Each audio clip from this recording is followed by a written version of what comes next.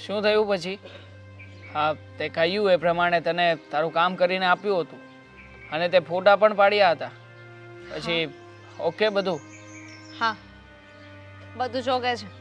તને thank you કહેવા માટે તો અહીંયા બોલાવ્યો છે. Thank you? સાચું કહું તો થેન્ક યુની કોઈ જરૂરત જ નથી. વર્ષો પહેલાં પણ મેં તને કહ્યું હતું કે હું તને પ્રેમ કરું છું, તારી સાથે લગ્ન કરવા માગું છું, પણ તે મારી ઓફરને રિજેક્ટ કરી હતી. બસ હા, જે કંઈ પણ કર્યું છે એ બધું આપણી ફ્રેન્ડશિપના ખાતર જ કર્યું છે. એટલે તો તને થેન્ક યુ કીધું ને કે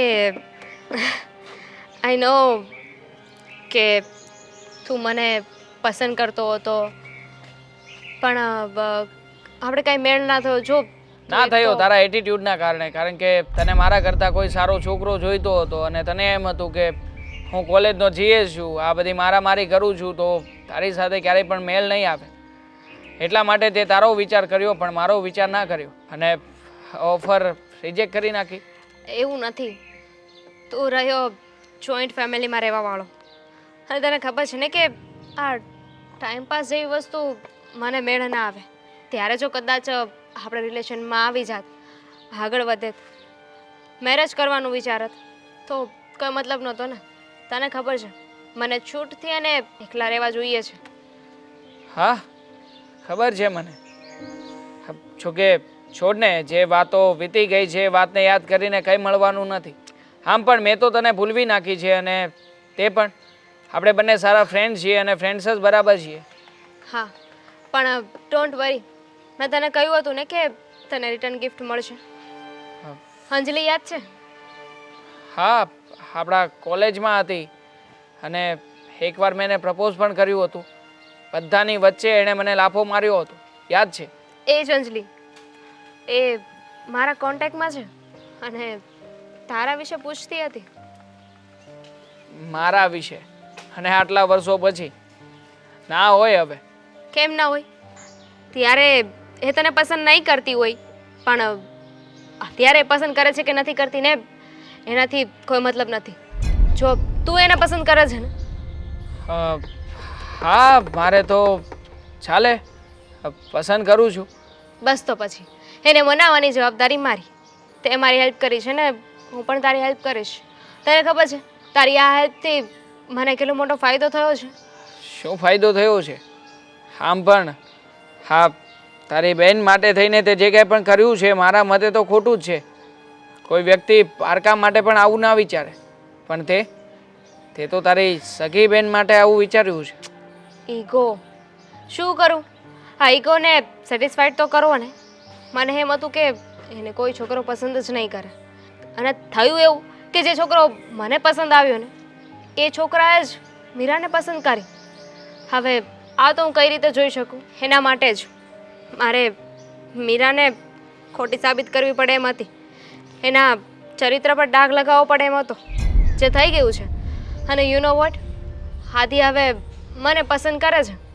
એને મને કહ્યું છે કે અમે થોડા સમયમાં સગાઈ પણ કરી લઈશું.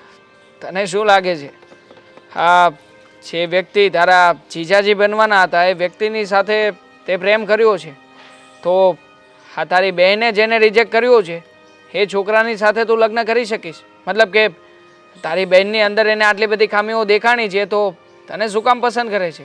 કીધું ને એને મને કે મને પસંદ કરે છે.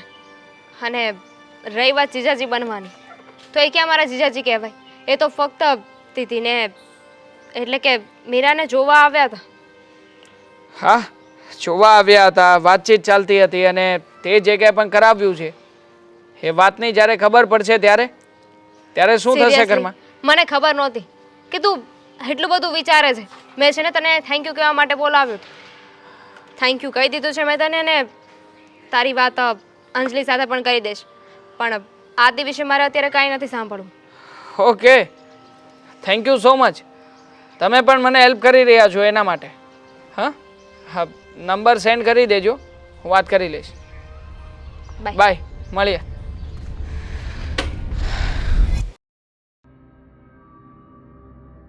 મીરા, આ બધું હું માંડ્યું છે તે? આણે મને જે કીધું એ બધું સાચું છે? બા, એ વાત ખોટી છે. મને ખબર નથી કે આ શું કામ થયું ને ક્યાંથી થયું છે, પણ આ લોકો શું કરી રહ્યા છે ને જાણવું તો મારે પણ છે. જેવું કર્યું હોય એવું થાય. કોણે કર્યું ને શું કર્યું ની વાત જ ક્યાં આવી આમાં? દામિની, તું મારા ચરિત્ર પર આંગળી ઉઠાવે છે, તને શરમ નથી આવતી? હું નહીં, તારા ફોટોઝ આવ્યા છે. તને એવું કોણે કીધું કે આ બધું મેં કર્યું છે? તારી પાસે કોઈ સાબિતી છે? નહીં ને, મારી પાસે પણ ક્યાંકથી ફોટા આવ્યા અને એ ફોટા મેં બાને બતાવ્યા. તો સાબિતી તો એ પણ નથી ને કે હું ખોટી છું. એમ લખ્યું છે ફોટા ઉપર કે હું ખોટી છું. તો નહીં હોય ને, હું શું કરી શકું? પણ મીરા, આ દામિનીએ જોયું છે, ફોટા પણ જોયા છે, ફોટા મને બતાવ્યા છે, એ બધું ખોટું હોય? વાહ, કેટલી વાર એકને એક વાત કરું કે મને ખબર નથી. અને એ છોકરાને તો હું મળી છું પણ એક જ વખત. એ આપણી સોસાયટીમાં મને સરનામું પૂછવા માટે આવ્યો હતો. મારી એના સાથે કોઈ વાત નથી થઈ. બા, ચોરની ચોરી પકડાઈ જાય પછી થોડી એમ કહેવાનો છે કે મેં ચોરી કરી છે. સાચી વાત છે. હા, ચોરની ચોરી પકડાઈ જાય પછી ચોર થોડી એમ કહેવાનો છે કે મેં ચોરી કરી છે.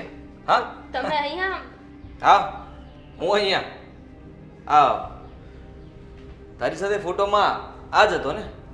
હા, હા. સાચું કહી દો બધાને કે તમે તે દિવસે મને શું કહ્યું હતું, શું વાત થઈ હતી આપણી વચ્ચે. આ જ છોકરો તો બા, આનો જ ફોટો હતો. આને શું કામ અહીંયા લઈને આવ્યા છો? સાબિત કરવા માટે કે તું જે કહી રહી હતી એ સાચું છે કે પછી મીરા જે બોલી રહી છે એ સાચું છે કે પછી આ કઈ કહે છે એ સાચું છે? સાચું કહું છું. તે દિવસે આમણે મને ચોખ્ખું કહ્યું હતું કે એમને મારી અંદર એમની બેન દેખાય છે. એ બેન માને છે મને. કહ્યું હતું ને તમે તે દિવસે? ચાલો બોલો ને, શું છે આ બધું? આ કહે છે એ સાચું છે? સાચી વાત છે એમની. હકીકતમાં આ નાટક કરવા માટે મને દામિનીએ જ કહ્યું હતું હા કે જેથી કરીને હા એની બહેનની સગાઈ તૂટી જાય. હા હા, શું બોલો છો તમે? મારું નામ શું કામ થઈ રહ્યા છો? આ પોતાની ચોરી પકડાઈ ગઈ એટલે મારા પર બધું નામ નાખી રહ્યા છો. દામિની, જે હોય તે સાચું કે. અરે સાચું કહું છું. હા હા, મીરાએ છે ને કંઈક કીધું હશે આને કે મારા ઘરે છે ને મારી ચોરી પકડાઈ ગઈ છે એટલે આવીને બધું નામ દામિનીનું આપી દેજે. અચ્છા, મેં કહ્યું હશે તો આદિત્ય શું કામ આવ્યા છે અહીંયા? એ તો જાણવાની કોશિશ કર કે આદિત્ય અહીંયા ઊભા છે તો એમને પણ તો કંઈક વાતની ખબર હશે ને. તે પણ એમને કંઈક કીધું હશે. એટલું જ નહીં, આ માટે તમે મને આ છોકરીના નંબર પણ મોકલ્યા છે મારી હેલ્પ કરવા માટે. બતાવું, એ છોકરીને પણ તમે વાત કરી હતી ને કે આવું થયું છે. શું છે હવે આ બધું? હા, દામિનીની જ ભૂલ છે. એની સાથે હું સગાઈ કરવા જઈ રહ્યો હતો કારણ કે મીરા વિશે એને મને ભડકાવ્યો અને મેં ના પાડી દીધી હતી કે હા હવે મીરા સાથે હું સગાઈ નહીં કરું. પણ પછી મને વાત મળી એટલે આ ભાઈ સાહેબને મળીને મેં બધું પૂછ્યું તો મેં થોડા વધારે પૈસાની ઓફર કરી દીધી દામિની કરતા. એટલા માટે એણે બધું સાચું કહી દીધું.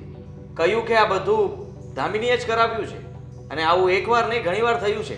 તમારા ઘરે મીરાને જોવા માટે ઘણા બધા છોકરાઓ આવ્યા હતા ને પહેલા, હા, તો એક પણ વાર કોઈ હા પાડીને કેમ ન ગઈ? હા, દામિનીના લીધે. એ ક્યારેય ઈચ્છતી જ નહોતી કે આની સગાઈ થાય. ખબર નહીં શું શું દુશ્મની હશે એની બેન સાથે.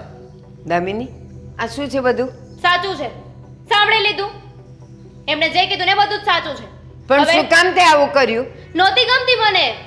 અહીંયા ઘરમાં આવીને માથે પડી છે. એક તો એની માં મરી ગઈ પણ આને મુક્તિ ગઈ. પણ તો સારું જ છે ને. એને પરણવા દીધી હોત તો એ અહીંયાથી જાત ને. તને નહોતી ગમતી ને તો પછી આ તોડાવીને એને અહીંયા રાખવાનો કઈ મતલબ હતો?